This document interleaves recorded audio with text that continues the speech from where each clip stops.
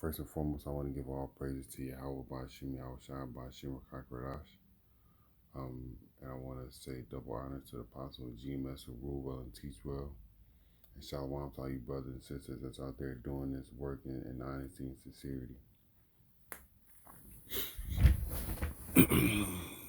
I've seen another post on Pinterest where it says, "Tell me about the Hebrews who fought back." So I'm going to tell you about Mattathias from the first book of Maccabees, the second chapter. So he lived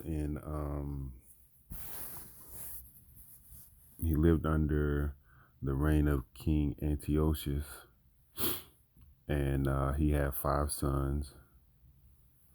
Forgive me if I don't get their names correct. Called Joanna, Simon, Judas, Eleazar, and Jonathan. Those were their government names, I believe. And as he raised his children, he saw the blasphemies that were committed in Judah by the king Antiochus and the king's servants. How they destroyed the temple, put the people in misery, carried away the glorious vessels that was in the temple.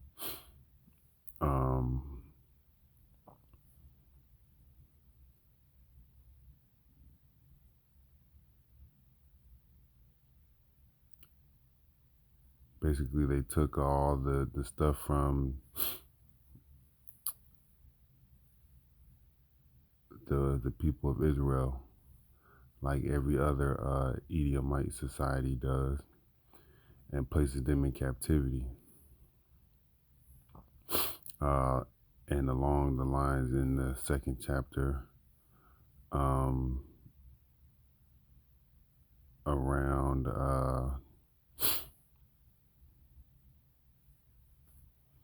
verse 16,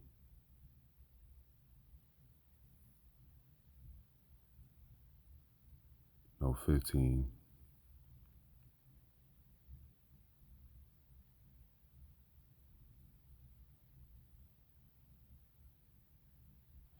When Mattathias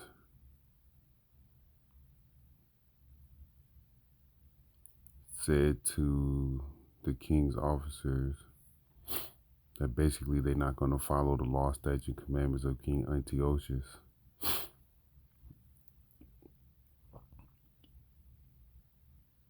And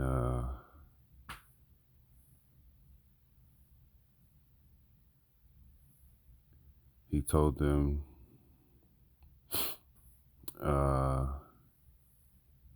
though all the nations that are under the king's dominion obey him and fall away everyone from their religion of their fathers. So he's saying basically everybody obeys the king's commandments and they fall away from the religion or the beliefs or the truths of their fathers and give consent to his commands. That's what they doing.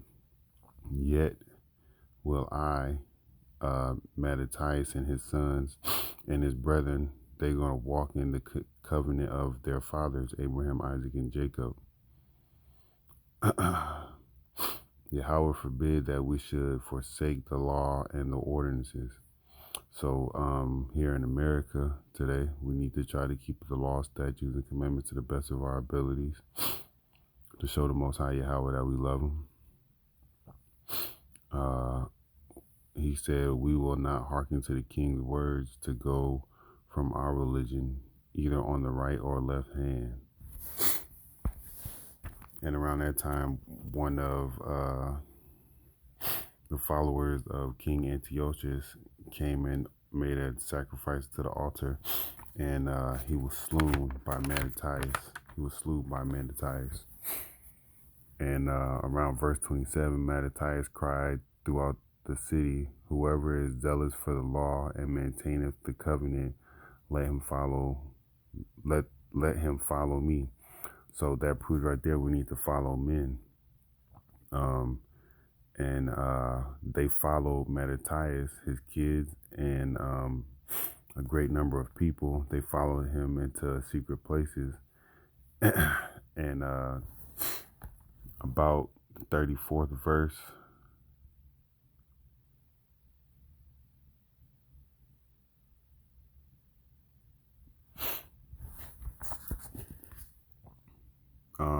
they were being pursued by the king around the 30th verse. And between the 30th and the 31st verse, they were being pursued by the king, by the king's people. And they told the king, hey, we're not going to profane the Sabbath by doing whatever the king wants them to do. And they told him, hey, we're not going to fight neither. On the 36th verse, howbeit they answered them not, neither they cast a stone at him. So they didn't answer his the king's flunkies words, or they didn't even fight because it was the Sabbath. They tried to keep the day holy. But on 37, this is a good one. But said, let us die in all our innocency. Heaven and earth shall testify for us that ye put us to death wrongfully. So they stood their grounds.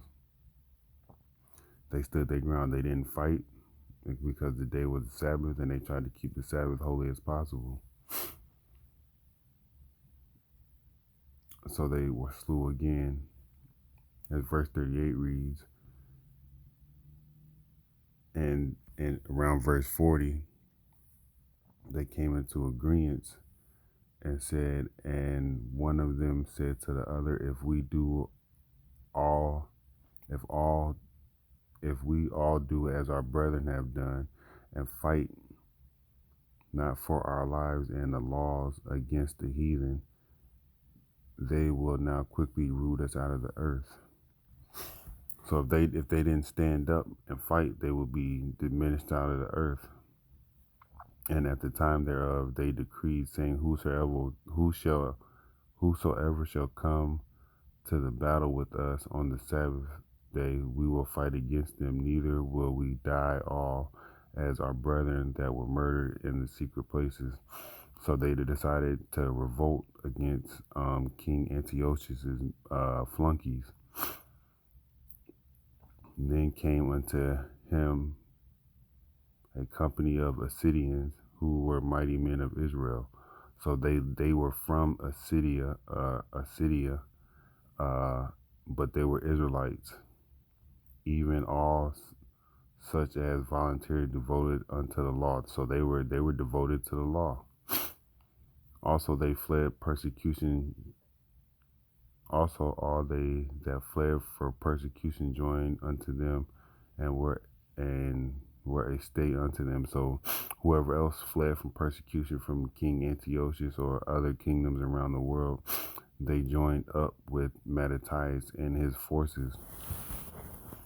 So they joined forces together, and this is verse 44. They slew sinful men in their anger, and wicked men in their wrath, put to rest. But the rest, Slakia, fled to the heathen for succor. And Mattathias and his friends, they went around about pulling down altars and circumcising children that were uncircumcised, Salakia. And around verse 49, when it was time for Mattathias to die, he told his children, be zealous for the law and give your lives for the covenant of your father. So Abraham, Isaac, and Jacob. And in the sense of him talking to those children, he was talking about the covenant for himself as well, Mattathias. So he said, call to remembrance our acts, what acts our fathers did in their time. So ye shall receive great honor and an everlasting name. So just like Mattathias stood for the law, statutes, and commandments, he's telling his children to do the same thing. Verse 52 through 60 explains how Abraham was found faithful. Joseph, in the time of distress in Egypt, he kept the laws, statutes, and commandments.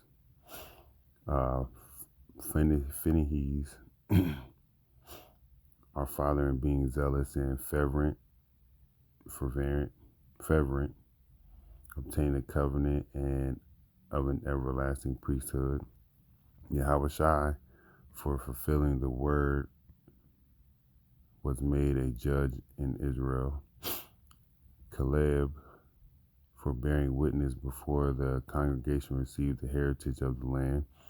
David, for being merciful, possessed the throne of an everlasting kingdom. Elias, for being zealous and fervent for the law, was taken up into heaven. And Ananias, Azarias, and Mishael, by believing, were saved out of the flame that King Nebuchadnezzar threw on men. And Daniel, for his innocency, was delivered from the mouth of lions.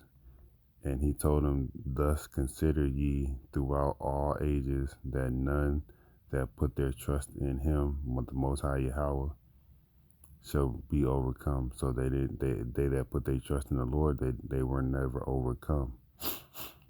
In verse 64 it says, wherefore ye, my children, be valiant, and shew yourselves men in the behalf of the law, for by it ye shall obtain glory. So he told them to become men, show yourselves men, and you'll obtain glory by trying your best to follow law, statutes, and commandments in that time.